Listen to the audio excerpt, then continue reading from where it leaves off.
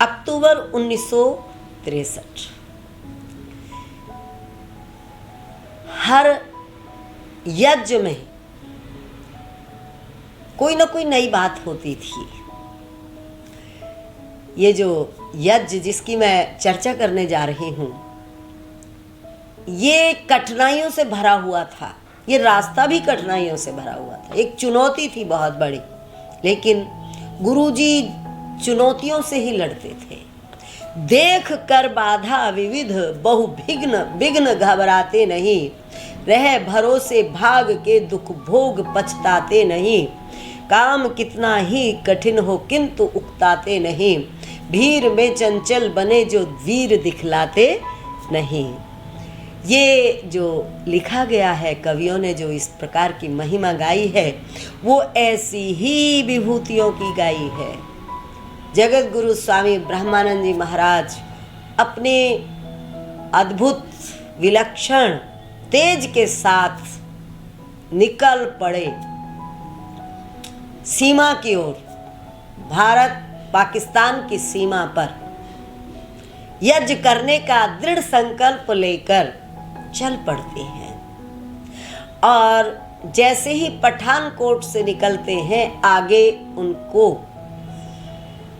सवालों के घेरे में ले लिया जाता है, यानी उनकी जांच होने लगती है। अब गुरुजी देखने में भी एक फक्कड़, साथ में उनके 10 साधु थे, साध्वी और साधु। उन साधुओं के साथ एक ऐसा उनका स्वरूप बन रहा था कि भरोसा ही नहीं कर पाते थे लोग कि ये क्या है, कौन है। और लोग तो भरोसा कर भी लें, आर्मी को शंका करने की ट्रेनिंग दी जाती है, वो संदेह से ही देखते हैं सबको। तो उन्होंने संदेह से देखना शुरू किया और पठानकोट से ही उनकी जांच पड़ताल का सिलसिला शुरू हो गया। बहुत सारे रास्ते में ऐसे स्टेशन गुजरे, ऐसी स्थितियां आईं जहां उनको तरह तरह के सवालों से गुजरना पड़ा। और अंततः गुरुजी नौशहरा जा पहुँचे। नौशहरा जहाँ छावनी थी बहुत बड़ी फौजियों की। अब ये कहना निश्चित जरूरी है कि गुरुजी का एक भक्त था फतेहपुर पुंडरी से, सुंदरलाल, जिसकी इच्छा से ये काम हो रहा था। वो फौजी था। वो अपनी बहुत इच्छाएं कई बार गुरुजी के सामने रखता था और गुरुजी ने इस बार उसकी बात मान ली थी और वह गुरुजी को लेकर जा रहा था। आगे जब नौशहरा पहुँचे तो उसने बातचीत की तो उसी को उन्होंने अपनी हिरासत में ले लिया, अपने कब्जे में ले लिया। उसका आउटपास था वो भी ले लिया। और गुरुजी, लेकिन गुरुजी तो जानते थे।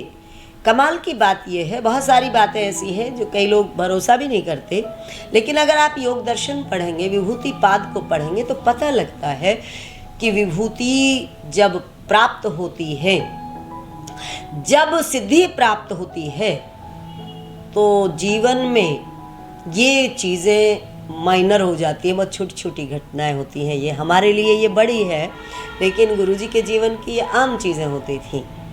तो वहाँ जब उनको उन्होंने हिरासत में ले लिया, गुरुजी पे सूचना आई। गुरुजी ने कहा कोई बात नहीं, कल छूट जाएगा। पहले ही जैसे सब कुछ दिख रहा था। वहाँ बहुत सारे सैनिकों ने गुरुजी को घेरा। सवाल शुरू हो गए कि आप यहाँ क्यों आए हैं, किस लिए ये यज्ञ करना चाहते हैं। गुरुजी ने कहा हम तो आपके हितैषी हैं, आपके हित के लिए यहाँ पर आए हैं।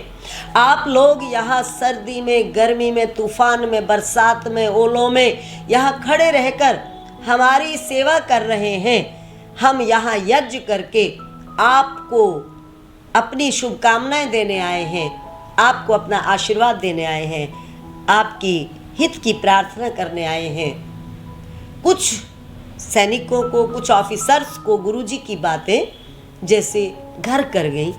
उन्हें गुरुजी के प्रति आस्था श्रद्धा पैदा होने लगी। गुरुजी ने कहा, सीमा पर यज्ञ करके निश्चित समय में चले जाएंगे, आप हमें पहले भगा नहीं सकते और बाद में हमें रोक नहीं सकते। ऐसी दृढ़ता के साथ स्वामी जी ने जवाब दिया। हैरान थे सभी कि एक कोपीनधारी व्यक्ति इतना दृढ़ कैसे हो सकता है, इतना संकल्पवान। यज्ञ शुरू हो गया, क्योंकि कोई ठोस प्रमाण ऐसा नहीं था जिसके आधार पे वो ये करते कि गुरुजी से कहते कि नहीं आप चले जाओ। यज्ञ शुरू हो गया। जब वहां उन्होंने दिनचर्या देखी तो उस दिनचर्या ने ऑफिसर्स को और अधिक प्रभावित किया। सुबह 3 बजे साधु समाज उठ जाता था, देवियां भी और ब्रह्मचारी भी। सुबह 3 बजे उठकर 3 मील की दौड़ लगाते थे और गुरुजी ने यह कह दिया था कि हमारी देवियां निकलेंगी जिस रास्ते से, हमें शिकायत ये ना मिल जाए कि आपके किसी सैनिक ने कोई उनसे बातचीत की है। जो बातचीत करनी है हमसे करनी है, हमारे बच्चों को किसी ने कोई नहीं छेड़ना नहीं है बिल्कुल भी। आप जो पूछेंगे हमसे पूछेंगे। तो वो बड़े बेधड़क होके दौड़ लगाते थे। सही वक्त पर यज्ञ, सत्संग और स्वाध्याय ये वहाँ शुरू हो गया। उस वातावरण को देख देख कर सभी का मन बदलने लगा। चारों तरफ ये आवाज़ फैलनी शुरू हो गई कि एक ऐसा संत हरियाणा से आया हुआ है और उसका अद्भुत अनुशासन है, उसका फौज से भी ज़्यादा सख्त अनुशासन है। और एक दिन तो अलग ही बात हो गई। यज्ञ चल रहा था, गुरुजी अंदर बैठे थे, लेकिन जैसे ही ओले पड़े, तूफान आ गया, आंधी आ गई, ओले पड़ने शुरू हो गए। ओले जैसे ही पड़े, गुरुजी अंदर से बाहर आ गए अपने साधुओं का हौसला बढ़ाने के लिए कि कहीं ऐसा ना हो ओलों को देख के ये अंदर भाग जाएं यज्ञ छोड़ के। यज्ञ चलाया, ओले पड़ते रहे गुरुजी के शरीर पे, क्योंकि नंगा वदन था तो खून भी निकल आए ऐसा बताते हैं, पर गुरुजी बाहर ही बच्चों के पास रहे। ये दृश्य सैनिकों ने भी देखा। सभी गुरुजी के चरणों में पड़ गए, सेवा में लग गए। फिर तो जो गुरुजी के पास आ रहे थे, यहाँ से हरियाणा से जा रहे थे या उत्तर प्रदेश से जा रहे थे, उनको फौजी गाड़ियों में लाके गुरुजी के पास छोड़ा जाने लगा। और जब पूर्ण आहुति हुई तो सारे जो वहाँ के छावनी के सैनिक थे सभी ने उसमें पूरा भाग लिया। पचरंगा झंडा लहराया गया। सुना तो ये जाता है कभी वापस मुड़ के कोई गया नहीं देखने के लिए, लेकिन सुना ये जाता है कि वो झंडा हर वर्ष बदलने की परंपरा वहाँ पर चल पड़ी थी और फौजियों ने उसको अपना रक्षक माना, उस पचरंगे ध्वज को। कुछ ऐसी घटनाएं भी वहाँ हुई। गुरुजी ने कह दिया था कि तुम्हारा दुश्मन कुछ नहीं बिगाड़ सकता, तो वहाँ पर ऐसी घटनाएं भी हुई कि आक्रमण होने के बाद, बमबारी होने के बाद भी कोई हताहत नहीं हुआ उस वर्ष। आगे तो किसी को ज़्यादा नहीं पता वहाँ के विषय में, लेकिन ये गुरुजी का एक अलग प्रकार का रूप था जो सबने उस समय देखा और हमने आज सुना। ओम तत्सत।